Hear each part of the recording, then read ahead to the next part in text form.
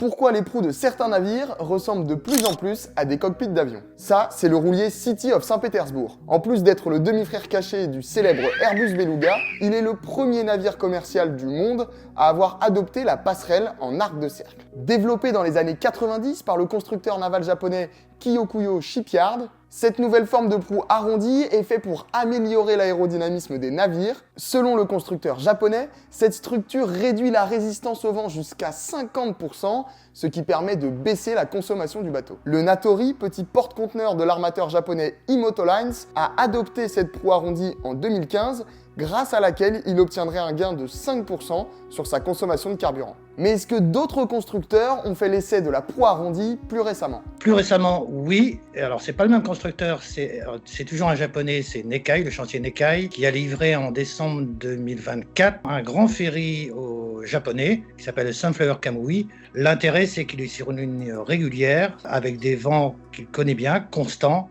Donc c'est une première adaptation dédiée à cette route avec ce type de navire. Si cette proue est assez efficace, permet d'avoir une baisse de la consommation, pourquoi elle ne s'est pas généralisée? Est-ce qu'elle a des limites? Oui, il y a des limites parce que travailler sur l'aérodynamisme, ça n'a pas d'intérêt pour tous les types de navires. Grosso modo, on considère qu'il faut que ce soit des navires qui naviguent à des vitesses relativement élevées, c'est-à-dire autour de 20 nœuds.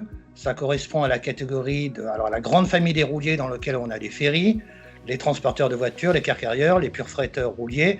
Et également, ça peut concerner les porte-conteneurs qui sont aussi sur des lignes régulières à vitesse élevée. Est-ce que post-construction, par exemple, il y a d'autres solutions qui peuvent exister pour améliorer l'aérodynamisme? L'armateur japonais WAM a développé ce qu'ils appellent des murs déflecteurs de vent qui sont placés tout à l'avant des porte-conteneurs. L'idée là, c'est vraiment de casser l'effet du vent, l'effet freinant du vent.